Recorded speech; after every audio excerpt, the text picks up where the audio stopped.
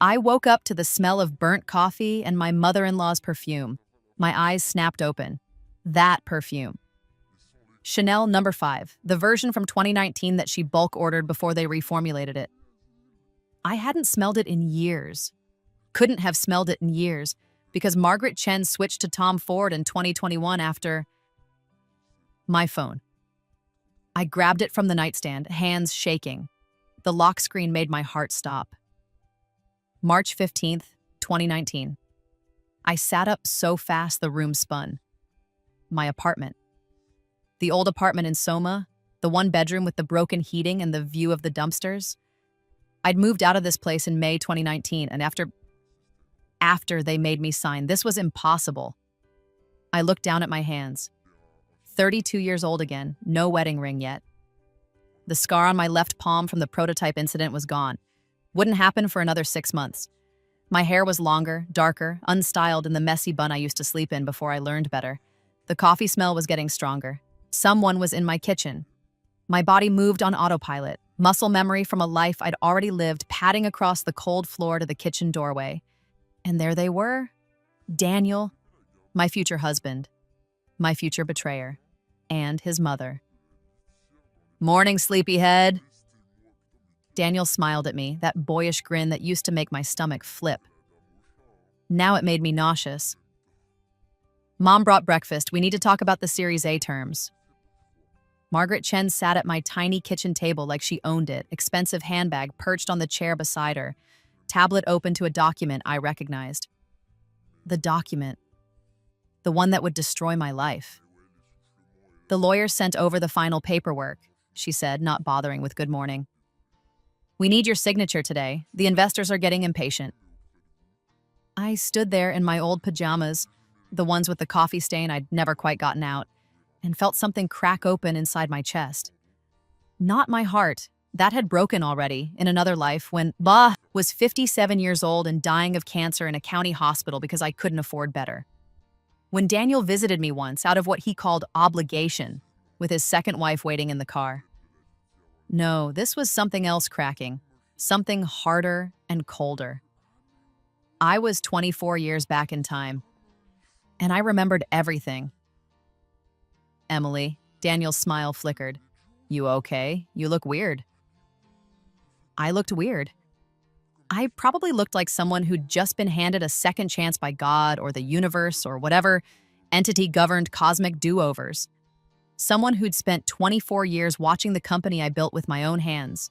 My code, my vision, my 18-hour days in this very apartment make billions of dollars for everyone except me.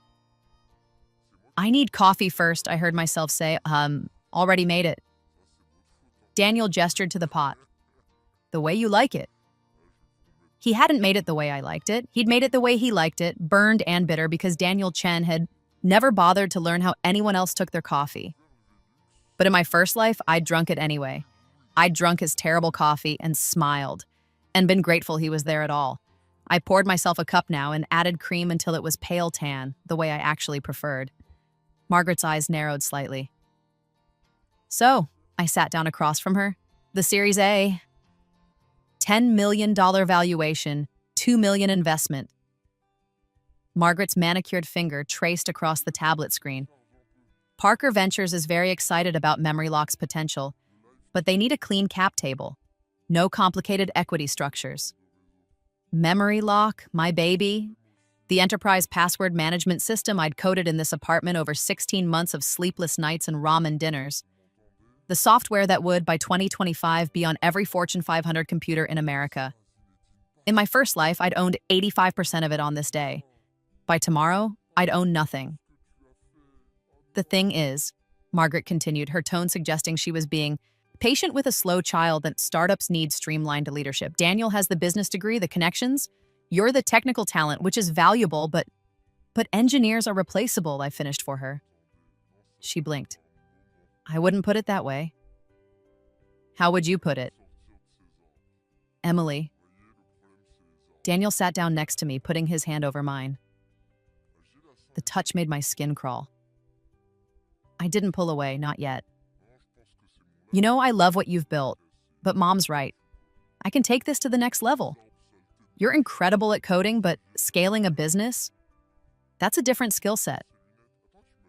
In my first life, this conversation had destroyed me. I'd cried. I'd argued that it was my code, my vision, my company, and they'd worn me down over 6 hours until I signed the equity transfer agreement. 85% of my company to Daniel in exchange for a CTO position and a generous salary of $95,000 a year. 5 years later, in 2024, MemoryLock was acquired by Microsystems Corporation for $2.8 billion. Daniel had walked away with $2.38 billion. I'd gotten a severance package of $200,000 after they restructured my position out of existence 3 months before the acquisition. No equity meant no payout. The lawyers Daniel hired made sure of that. He'd married his college girlfriend 2 months after the acquisition. Margaret had attended an address that cost more than my annual salary. I wasn't invited. But here now, in March 2019, I was still Daniel's girlfriend. Still the technical genius he paraded in front of investors. Still useful, not for long. "Let me see the documents," I said. Margaret's smile was triumphant. She slid the tablet across the table. I read through it slowly. The equity transfer, the new corporate structure. Daniel as CEO with full operational control. Me as CTO, subordinate to him, with a salary and no ownership. Every word was exactly as I remembered. "There's a typo," I said. "What?" "Page 7. Intellectual property. As assignment, you wrote all past, present, and future innovations. That's not enforceable in California. Employee IP law is very specific. This would get thrown out in any court." Margaret's smile froze. "The lawyers used a template from Delaware corporate law. MemoryLock is incorporated in California." I looked up at her. "If you want this to hold up, you need to specify innovations created within the scope of employment. Otherwise, I could argue everything I've coded so far, which is the entire product, belongs to me personally." Silence. Daniel was staring at me. "Since when do you know corporate law?" "Since I spent 15 years fighting it in court, trying to get back what was mine. Since I educated myself in every legal mechanism that could have saved me too late to use them."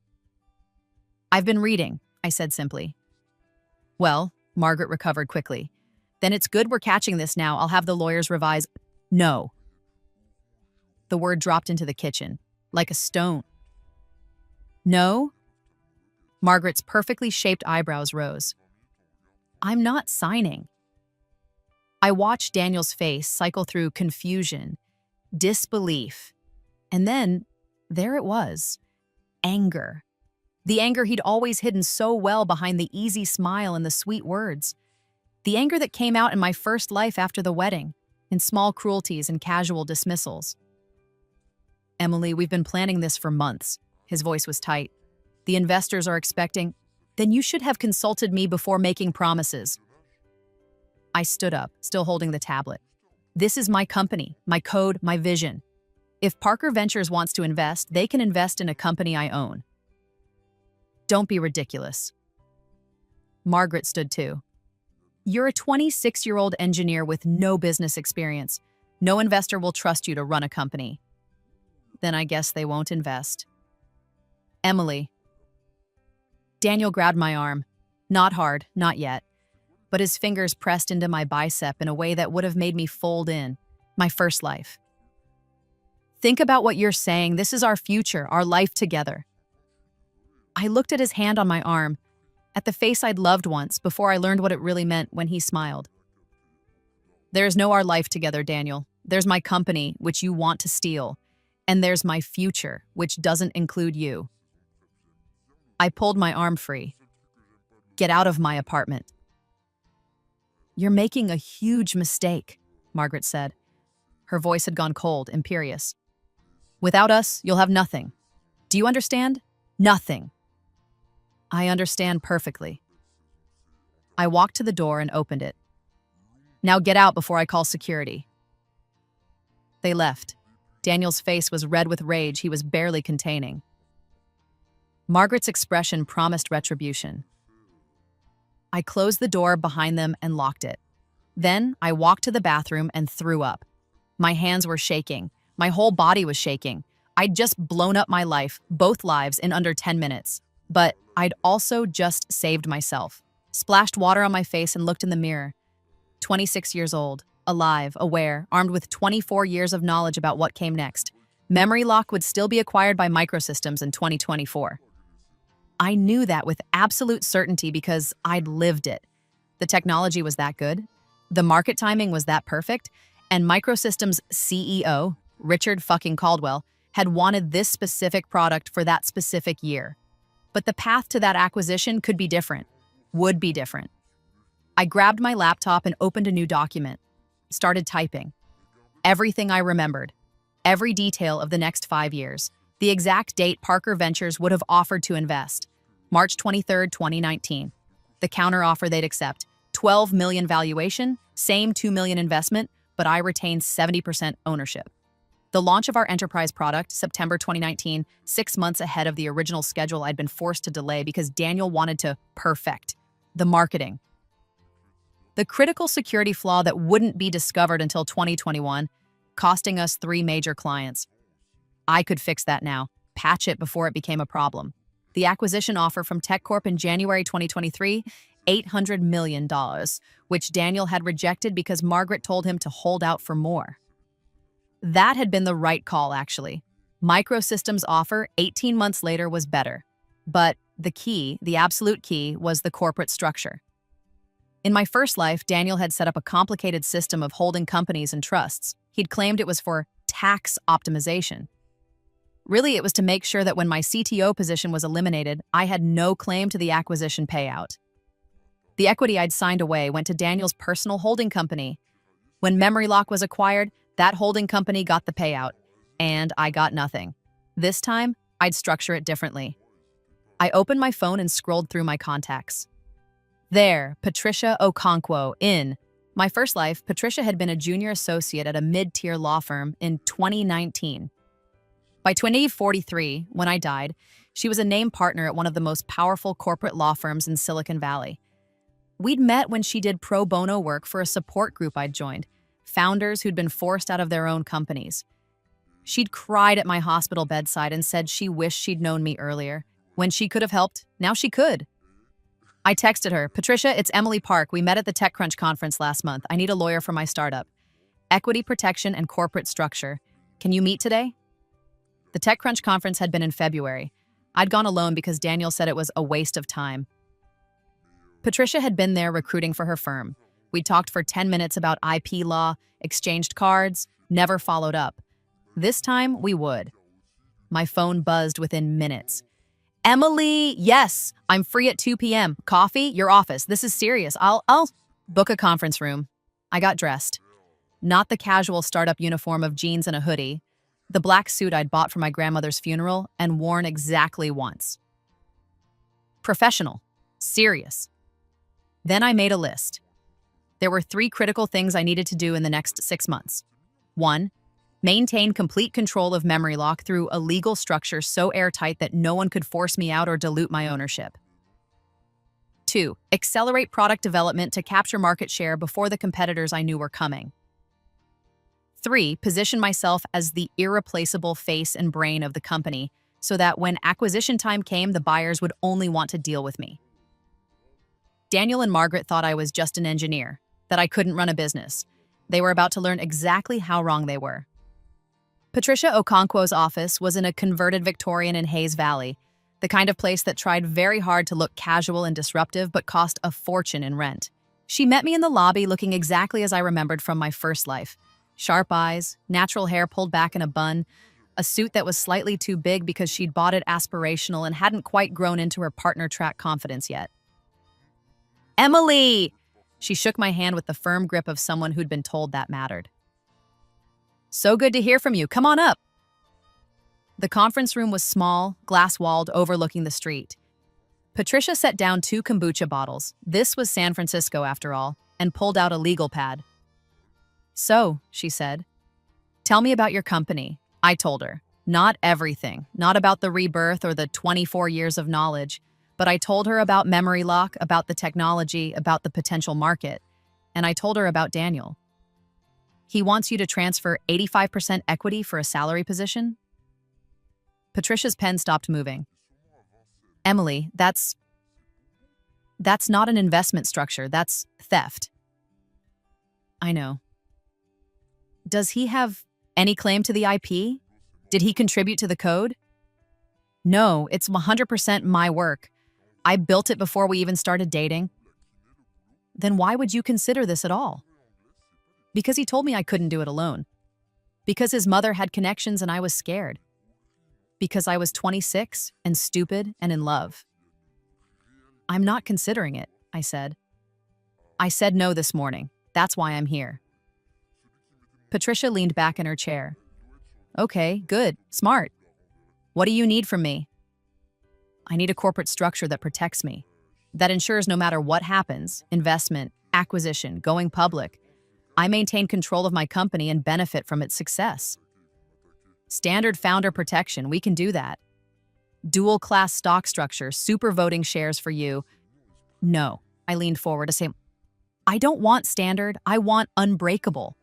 I want a structure so tight that if someone tried to force me out, they'd need an act of Congress and divine intervention. Patricia studied me. What? Aren't you telling me? I have reason to believe there will be attempts to remove me from my own company. I need to make sure that's legally impossible.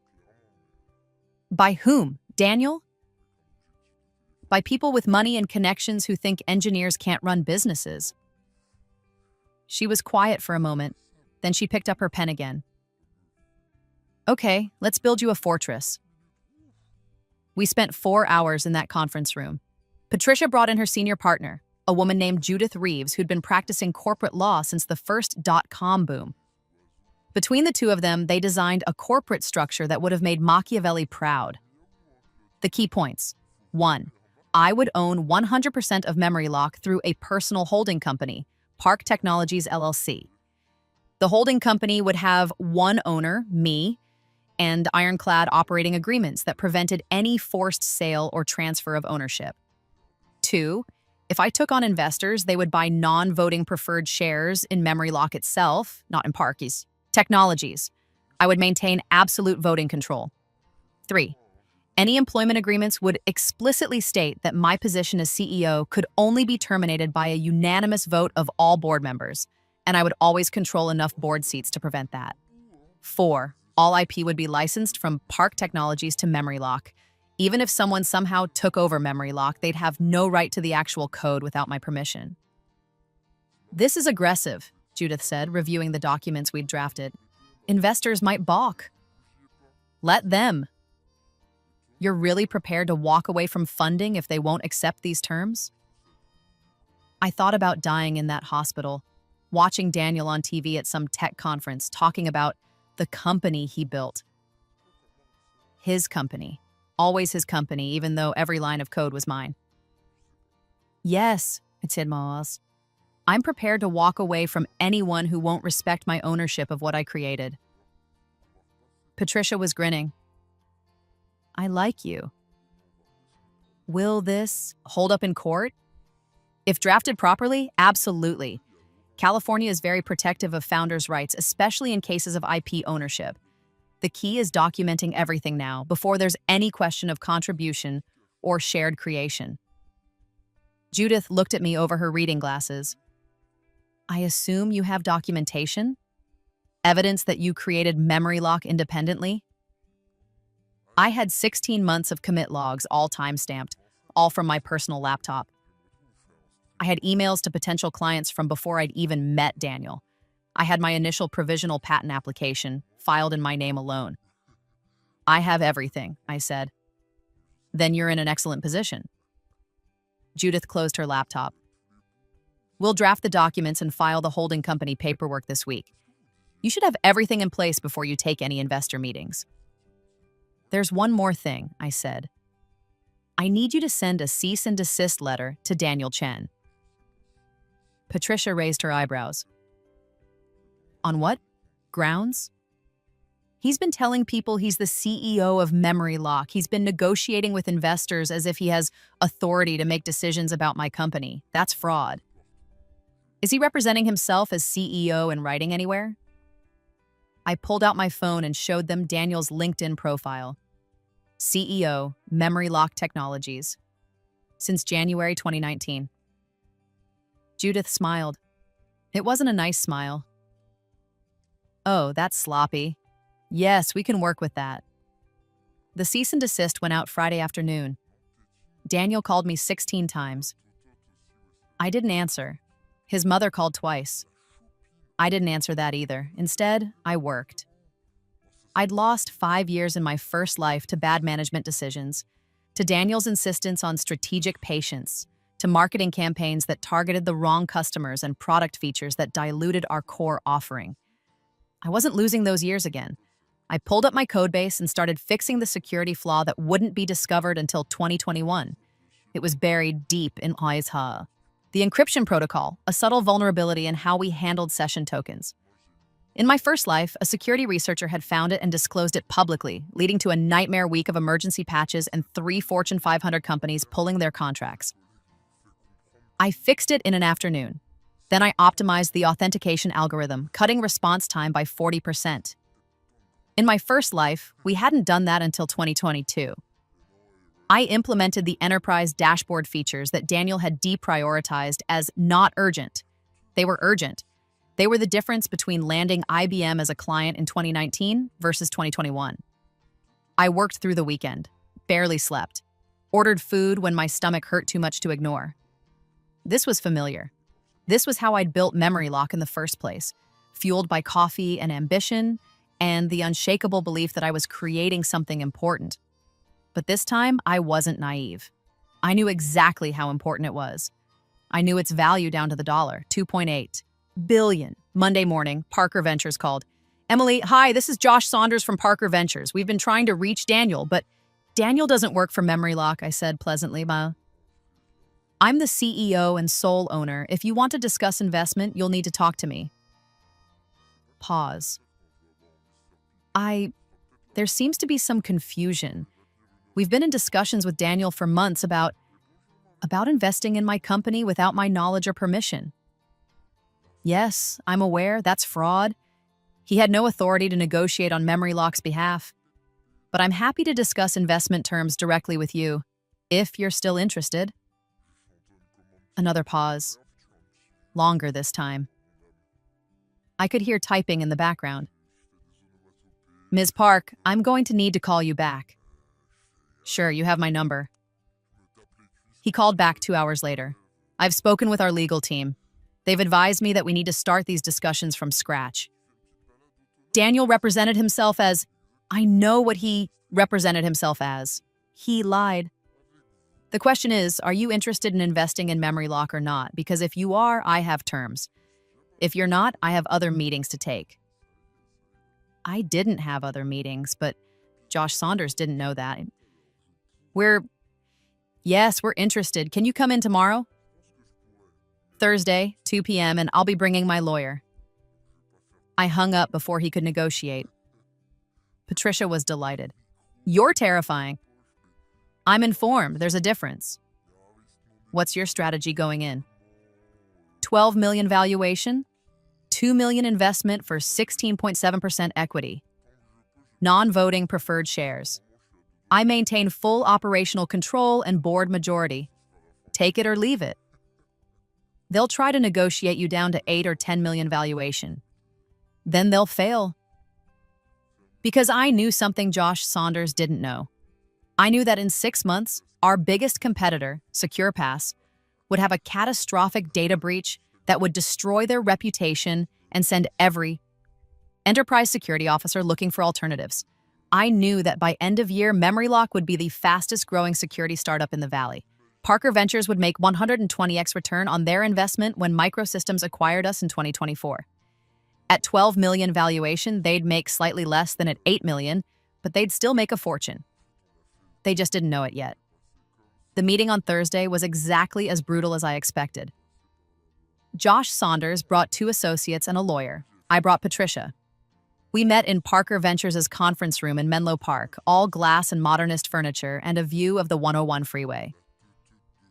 So, Josh said after the pleasantries, let's talk about where we are. You want to invest in Memory Lock, I'm willing to accept investment under specific terms. That's where we are. One of the associates, a guy named Kyle, who looked like he'd gone from Stanford to VC without ever holding a real job, smirked. That's a very confident position for a first-time founder with no revenue. We have $40,000 in MRR as of this morning. I pulled out my laptop and showed them the dashboard. And I closed a deal with Techstars Enterprise yesterday. They're signing 200 seats at $50 per seat per month. That's another $120,000 annually starting June 1st. The smirk vanished. I'd closed Techstars by calling the CTO directly, a guy named Marcus Freeman who, in my first life, had become our client in 2020. But I'd met him at that TechCrunch conference in February. We talked for an hour about enterprise security architecture. I'd impressed him. Yesterday, I'd sent him a demo of the new dashboard features and the optimized authentication. He'd signed a contract this morning. That's impressive growth, Josh admitted. It's just the beginning. I have a pipeline of Fortune 500 prospects who are currently locked into inferior solutions. When their contracts expire, which I've mapped out month by month for the next 18 months, they'll be looking for alternatives. Memory lock will be the obvious choice. I showed them my sales forecast. It was based on perfect knowledge of which companies would have security incidents, which CISOs would be fired, which budgets would open up. They couldn't know that, of course. To them, it just looked like excellent research. Okay, Josh glanced at his associates. This is very promising. We're thinking a $10 million valuation, $12 million, non-negotiable. Ms. Park, you have to understand, at this stage, I understand perfectly. You're looking at early stage risk and trying to maximize your equity percentage. I'm looking at a company that will dominate the enterprise password management market within 3 years. We have different time horizons. And if you're wrong about the growth trajectory, I'm not. The certainty in my voice made them uncomfortable. Good. Patricia spoke up. We're also requiring non-voting preferred shares with a liquidation preference. Standard anti-dilution protection, but no board seat and no operational control. Kyle leaned forward. That's not how early-stage investment works. We need oversight to protect our investment. You need returns. You'll get them. But you don't get to second-guess my product decisions or my hiring or my strategy. This is my company. I built it. I know exactly where it's going. No founder knows exactly where their company is going, Josh said. I smiled. I do. We argued for 3 hours. They tried every angle: lower valuation, board seat, voting rights, veto power over major decisions. I held firm on every point. Finally, Josh called a recess. His team huddled in the corner, talking in low voices. Patricia leaned over to me. They're going to walk, she whispered. No, they're not.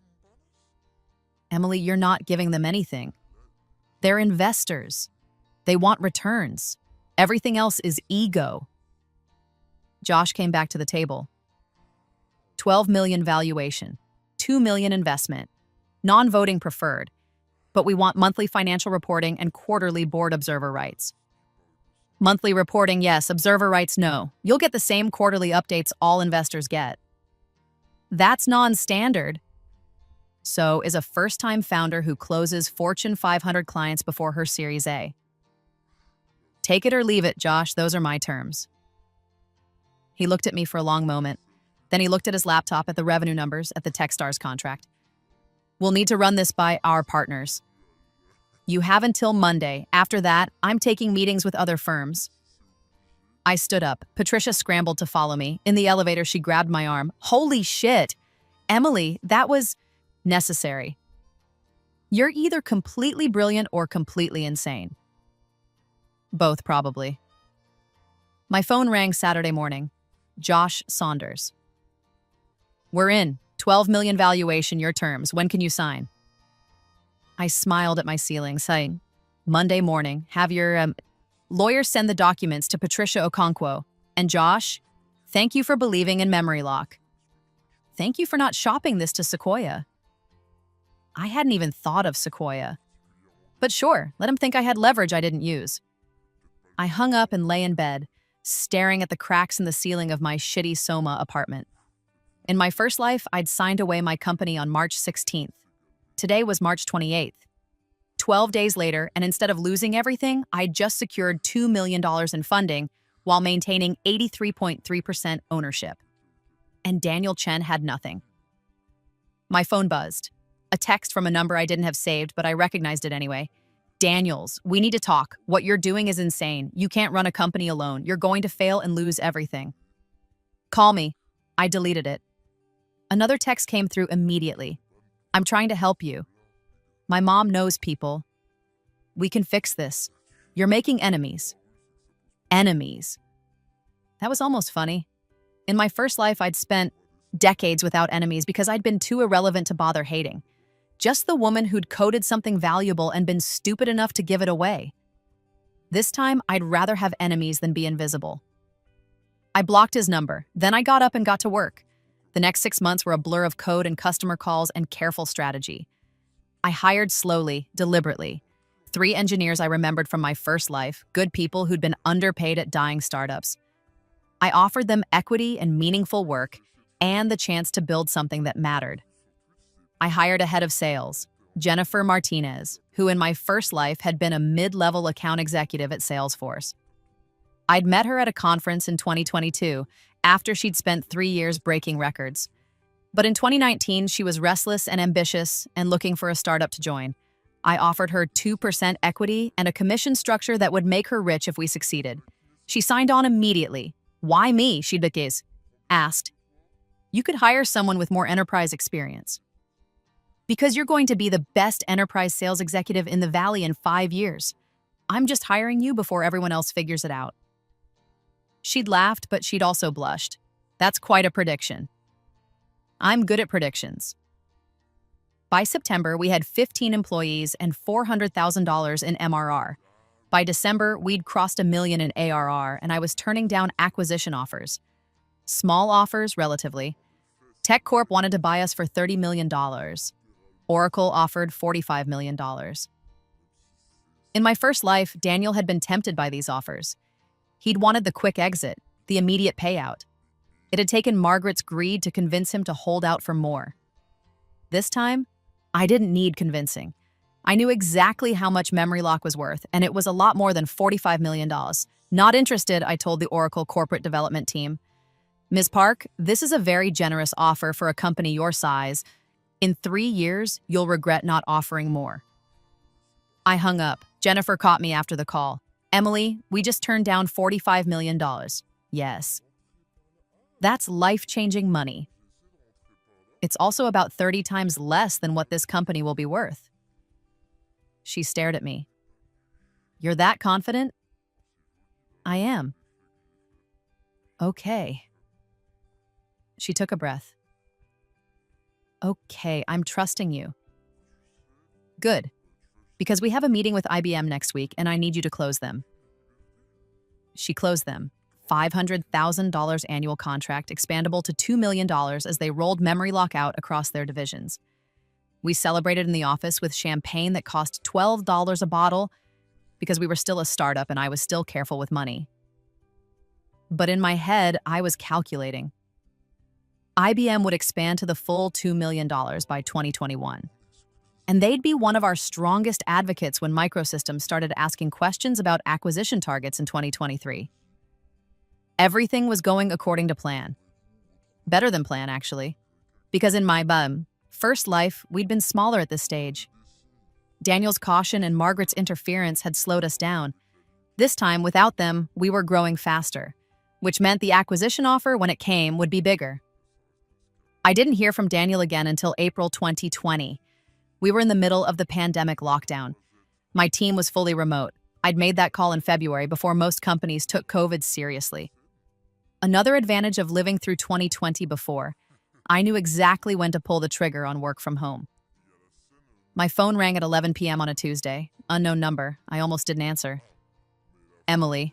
His voice was strained. It's Daniel. I know. Can we talk in person? No. Emily, please, I fucked up. I know I fucked up, but things are bad. Mom's sick and I've been trying to get a company off the ground and you want money. Silence. That's what this is, isn't it? You need money. I need a job. His voice cracked.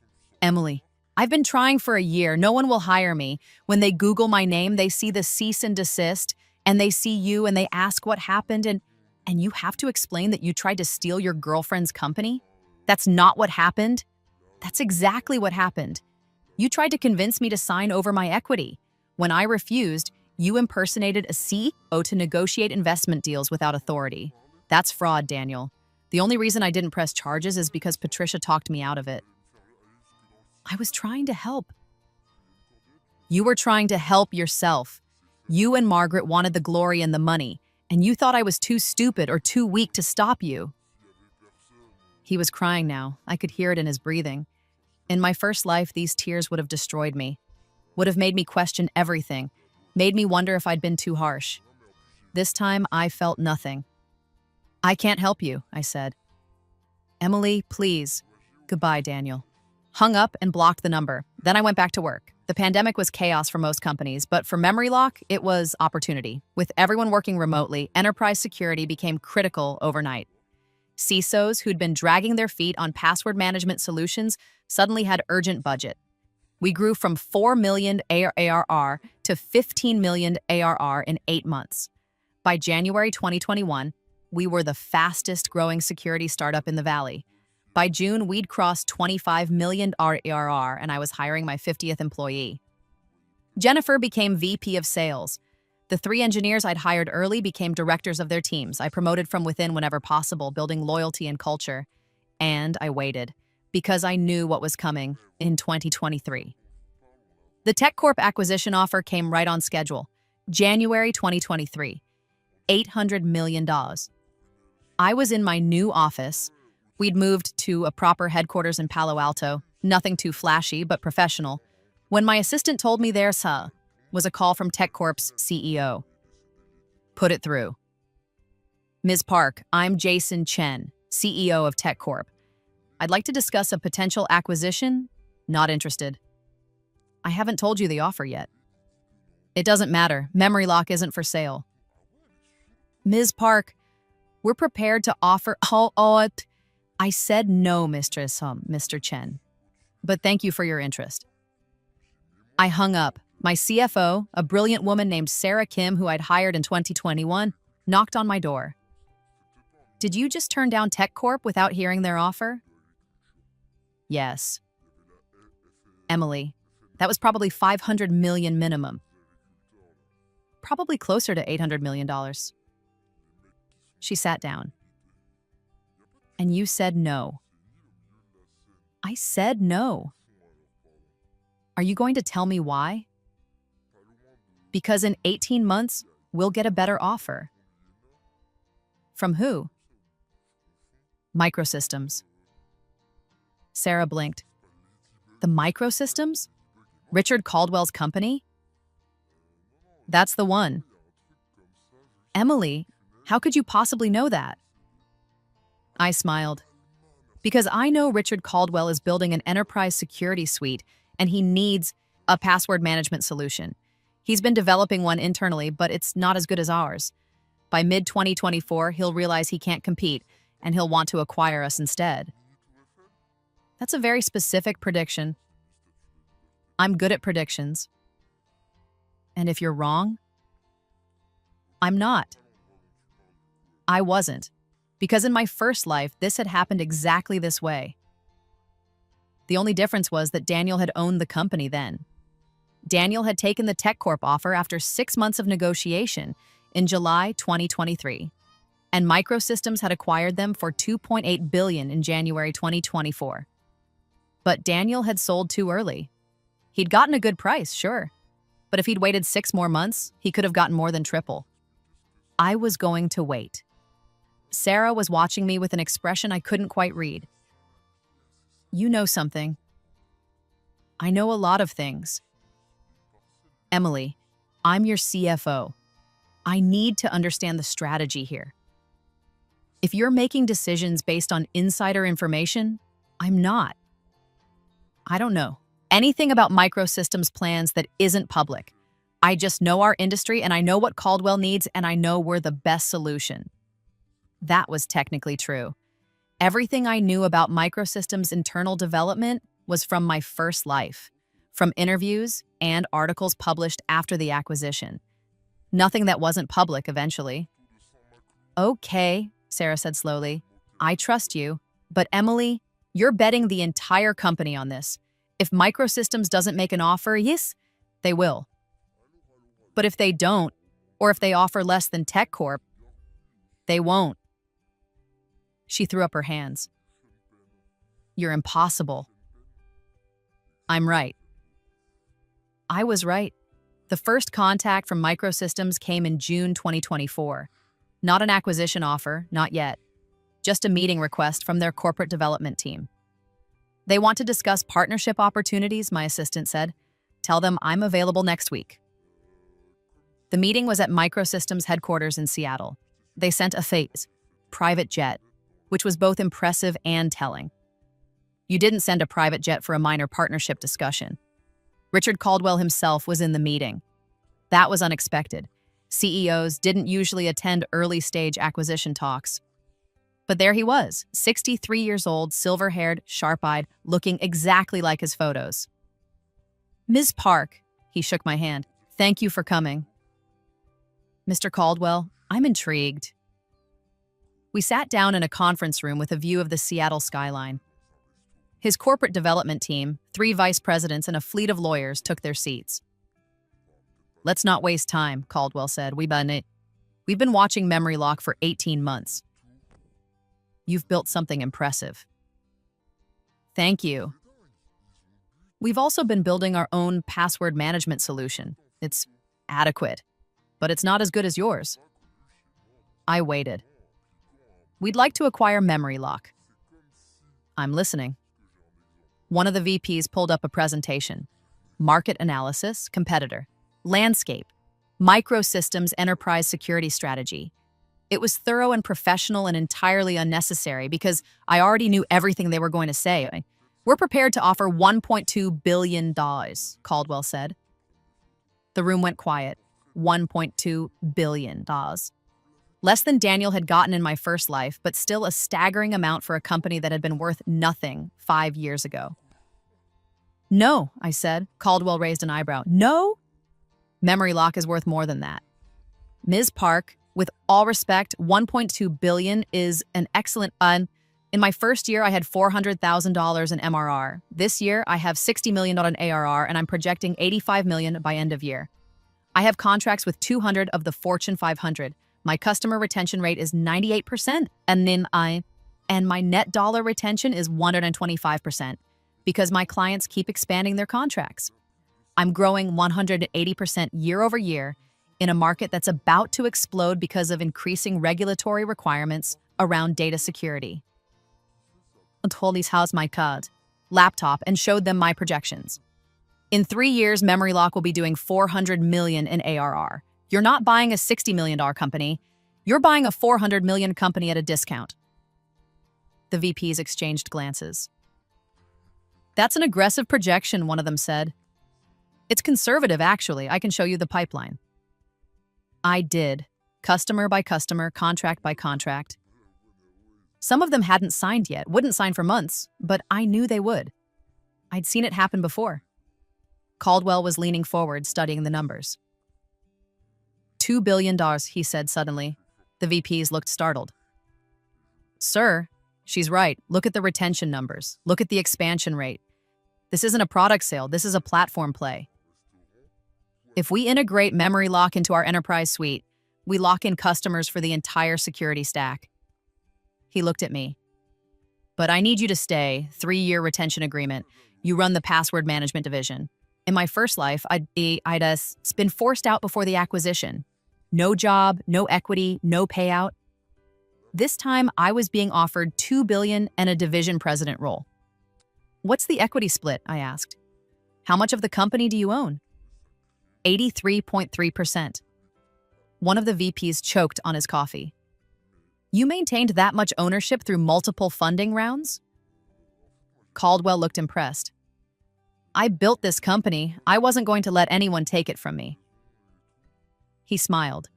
It was the first genuine smile I'd seen from him. I like you, Ms. Park. 83.3% of $2 billion is $1.6666 billion. You'll receive half in cash at close, half in microsystem stock vested over 3 years, contingent on your retention agreement. I did the math in my head. $833 million in cash immediately. Another $833 million in stock over 3 years. And my investors, Parker Ventures and the 2 other firms who'd come in during Series B, would split $334 million. A fantastic return. Josh Saunders would be thrilled. I want to keep my team, I said. Everyone who wants to stay at Microsystems gets an offer, and I want final say on product direction for the password management division. Done and done. Then we have a deal. We shook hands. I walked out of that meeting in a daze. Not because I was surprised, I'd known this was coming, but because it was real. I'd done it. I'd taken the Rebirth the second chance, and I'd turned it into $1.66 billion. In my first life, I died with $8,000 in my bank account. The acquisition closed in October 2024. The press release went out on a Tuesday morning. Microsystems acquires MemoryLock for $2 billion. Founder Emily Park to lead password management division. My phone exploded. Texts from friends I hadn't talked to in years. LinkedIn connection requests from people I'd never met. Interview requests from TechCrunch, Forbes, Bloomberg, and one email that made me stop scrolling. From Daniel Chen, subject, congratulations, Emily, I saw the news. Congratulations on the acquisition. You were right, and I was wrong about everything. I'm not asking for anything. I just wanted to say I'm sorry for all of it. Daniel, I stared at the email for a long time. Then I deleted it. The money hit my account 3 days later, $833 million minus taxes. I sat in my apartment. I'd never moved out of Soma, had never bought a fancy house or a luxury car because I was too busy building the company, and stared at my bank balance. 9 figures. I thought about calling someone, celebrating. But who would I call? I'd spent 5 years working 80-hour weeks. My friends from before had drifted away. My family was estranged because I'd skipped too many dinners, too many holidays. I'd won. I'd achieved exactly what I'd set out to achieve. And I was completely alone. My phone rang. Patricia. Emily! She was screaming, oh my God, I just saw $2 billion. Yeah, that's all you have to say? We built an empire. You're a billionaire. Not quite. Taxes. And the stock portion isn't vested yet. Emily Park, I swear to God, if you start talking about tax optimization right now, I will fly to San Francisco and shake you. Tonight we're celebrating. I'm taking you to the nicest restaurant in the city, and we're ordering the most expensive wine, and you're going to smile and enjoy being stupidly, impossibly rich. I smiled despite myself. Okay, let's celebrate. We went to Atelier Cren, 3 Michelin stars, $500 per person before wine. Patricia ordered a bottle of Bordeaux that cost more than my first car. To Emily Park, she said, raising her glass, who rebuilt her entire life and became a billionaire out of pure spite. It wasn't spite. It was absolutely spite.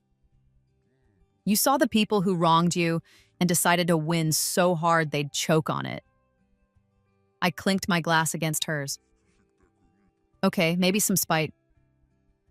Daniel Chen tried to steal your company, and you turned around and sold it for $2 billion. That's not just success, that's revenge. Revenge. I'd never thought of it that way exactly, but Patricia wasn't wrong. Do you think he knows? I asked. How much he lost? Oh, honey, everyone knows. It's the top story on TechCrunch. First-time founder sells company for $2 billion, maintains majority ownership through exit. Every VC in the Valley is trying to figure out how you pulled that off. Good cap table management and airtight legal structures. And Patricia Okonkwo's brilliant lawyering. I laughed. Yes, and that. We drank the expensive wine and ate the elaborate tasting menu and talked about everything except business. Patricia's upcoming partnership vote, her daughter's college applications, my plans for the money. I don't know, I admitted. I haven't thought past this moment.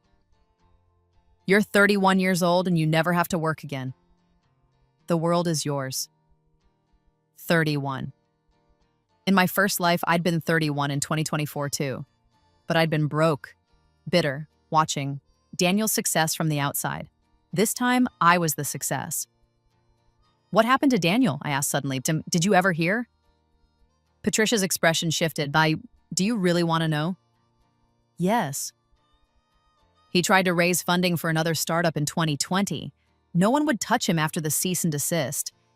He ended up taking a product manager job at a mid-sized tech company. I think he's still there. A product manager job. Making maybe $150,000 a year, if he was lucky. He could have had $2.38 billion. If I'd been stupid enough to sign that document in March 2019, if I'd let him steal my company, he would have walked away with a fortune.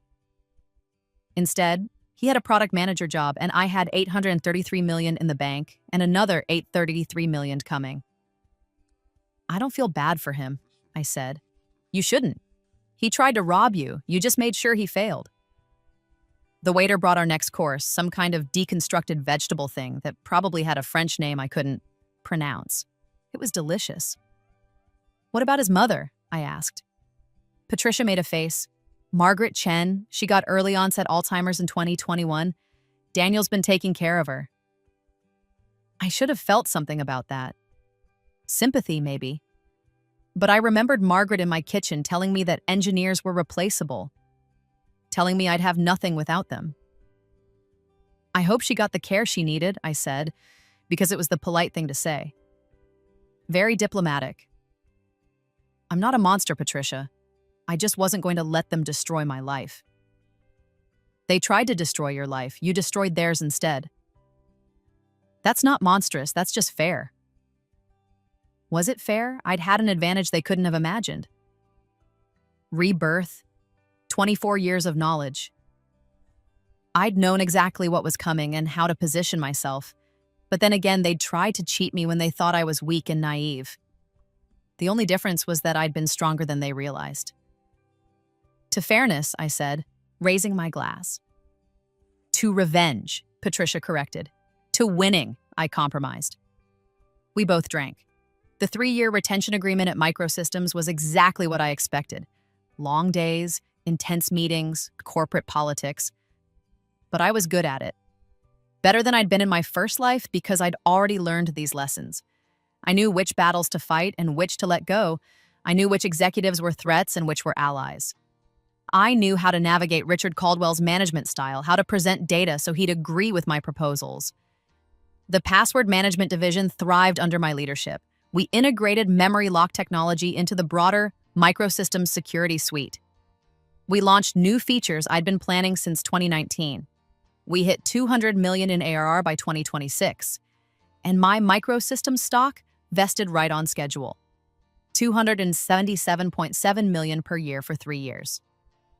By the time my retention agreement ended in October 2027, I was worth $1.9 billion after taxes. I was 34 years old. I resigned from Microsystems on a Friday afternoon. Richard Caldwell tried to convince me to stay. You're the best division president I have, he said. I'll double your salary, give you more stock, whatever you want. I appreciate that, but I've done what I came here to do. It's time for something new. What are you going to do? Start another company? I thought about that. I could start another company. I had the knowledge, the money, the connections. I could do it all again, build something else from scratch. But did I want to? I'd spent 8 years, 2 lifetimes in a sense, building memory lock. I'd sacrificed relationships, health, peace of mind. I'd won, yes, but I'd also paid a price. I don't know, I told Caldwell honestly. Maybe I'll just rest. He laughed. Emily Park resting. I'll believe it when I see it. But I did rest. For the first time in my adult life, I took time off. Real time off. Not just a weekend here and there. Between product launches. I bought a house. Nothing too flashy, a craftsman in Berkeley with a view of the bay and a garden I could actually maintain. I hired a part-time gardener to teach me how plants worked. I reconnected with my family. My parents, who'd been baffled by my obsession with work, who'd watched me skip holidays and birthdays for years. They'd read about the acquisition in the news, had sent a congratulations card I'd never responded to. I called them. "Emily?" My mother sounded surprised. "Is everything okay?" "Everything's fine. I wanted to say I'm sorry for being absent." There was a pause, then, "You were building something important." "I was, but I should have made time for you anyway." We talked for 2 hours, about nothing important. Their garden, my new house, my sister's kids, normal family things. It felt strange. Good strange. I started therapy, a woman named Dr. Reeves who specialized in high-achieving professionals with complicated relationships to success. "Tell me about the rebirth," she said in our third session. I'd told her everything, the whole story. I figured if anyone had heard stranger things, it was a therapist in Berkeley. "What do you want to know?" How it felt. Waking up in 2019 with 24 years of memories. Disorienting, terrifying, like being given a test I'd already failed once and being told I had one more chance to pass. And did you pass? I made $2 billion. I'd say I passed. Is that what passing meant to you, the money? I thought about that. No, passing meant not losing, not being helpless while people stole what I'd built. The money was just proof, evidence that I'd won. Won what? The fight against Daniel, against Margaret, against everyone who thought I was too weak or too stupid to protect myself. Do you still feel like you're fighting? Did I? The fight was over. I'd won. Daniel was a product manager somewhere, and I was a billionaire. Margaret had Alzheimer's and didn't even remember trying to steal my company. No, I said slowly, I don't. Then what do you feel? What did I feel? I felt tired, accomplished, relieved, and lonely. I feel like I survived something, I said. But I'm not sure what comes after survival. Dr. Reeves nodded. That's what we'll figure out. I started investing in other companies, early-stage startups, mostly women founders who reminded me of my younger self. Brilliant engineers with innovative ideas and no business experience. I didn't try to control them, didn't demand majority ownership or operational authority. I just gave them money and advice and connections. "Why are you doing this?" one founder asked me.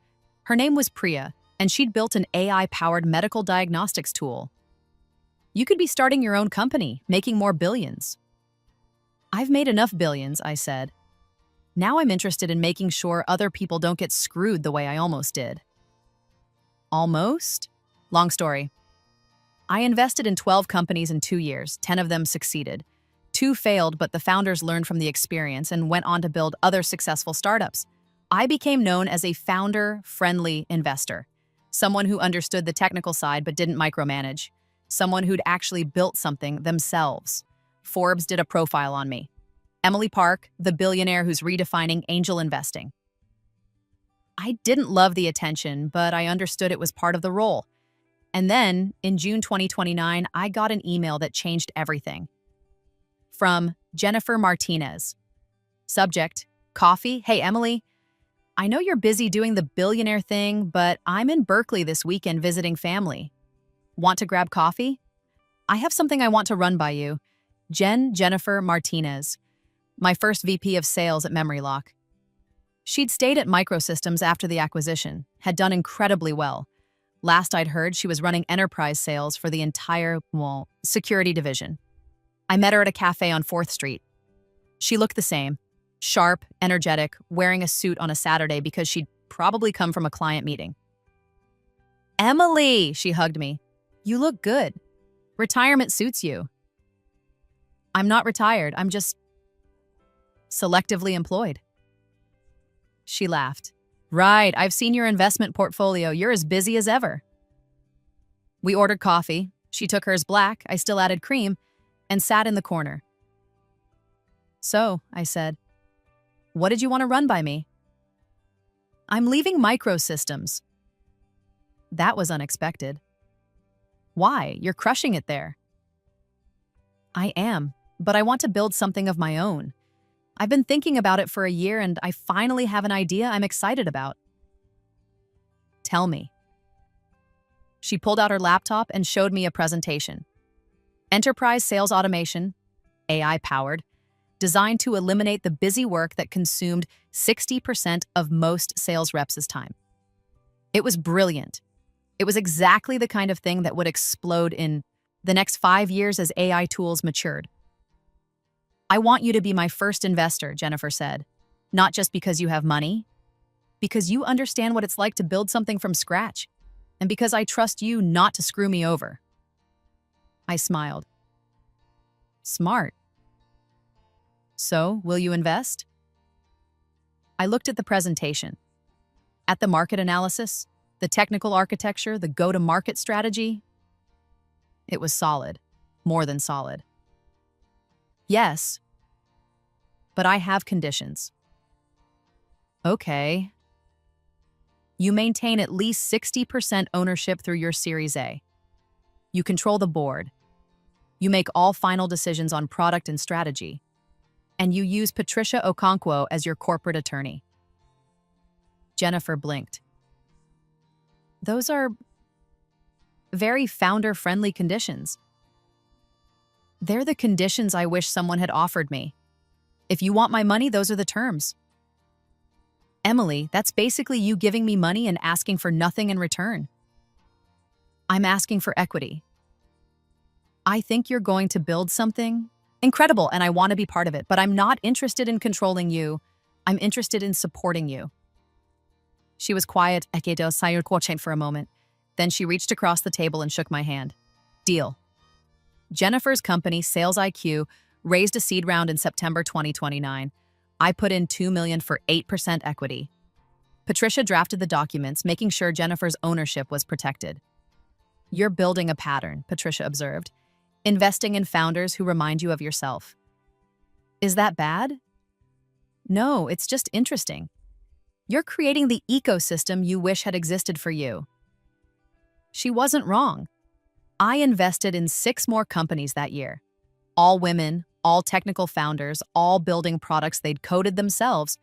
And I started speaking at conferences, not about memory lock or the acquisition, about founder equity, about protecting yourself legally, about the importance of maintaining control. Investors will tell you that you need adult supervision, I said, at TechCrunch Disrupt in 2030. That engineers can't run businesses, that you should be grateful for their money and their wisdom. And sometimes they're right. Sometimes you do need help, but you should never, ever give away control of what you've built in exchange for that help, because no one will care about your company the way you do. The talk went viral. I got invited to speak at Stanford, at MIT, at every major tech conference in the country. And I got emails, hundreds of them, from founders who'd been pressured to sign away their equity, from engineers who'd been forced out of companies they'd created. I couldn't help all of them. Some had already signed bad documents and there was no legal recourse. But I helped where I could, connected them with lawyers, gave them advice, sometimes just listened. One email stood out, from Daniel Chen. Subject, I saw your talk, Emily. I watched your TechCrunch talk. You were talking about me, weren't you? About what I tried to do. I've been thinking about that day in your apartment for 11 years. The day you kicked me out. I was so angry. I thought you were making a huge mistake. I thought you'd fail without me. Obviously, I was wrong about that. But I want you to know, I've changed. I'm not the person I was in 2019. I'm in therapy. I'm working on myself. I'm trying to be better. I know I don't deserve your forgiveness. I'm not asking for it. I just wanted you to know that I'm sorry. For real this time. Daniel, I stared at the email for a long time. Part of me wanted to ignore it, delete it, block his email, never think about Daniel Chen again.